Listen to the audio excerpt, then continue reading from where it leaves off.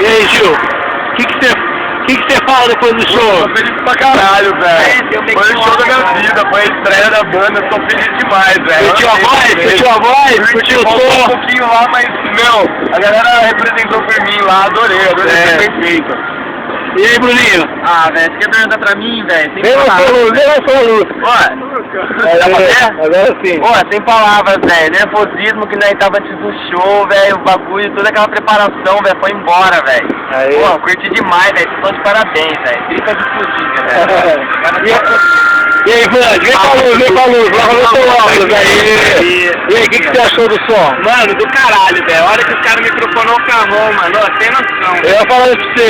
Você curtiu o som do carro? Demais, Pedi velho. pra aumentar você. Sem comentário, velho. E a galera batendo palma, fala pra mim.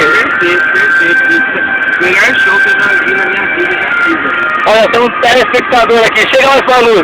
Qual é o seu nome? Qual é o seu nome? Pablo, velho. Pablo, fala aí o que você achou do som dos meninos. 2-0, os brothers arrebentaram no show, todo mundo curtindo. Você foi bem atendido na entrada por mim, velho? Foi, velho.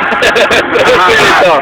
Valeu, galera, trinca de coringa! Valeu.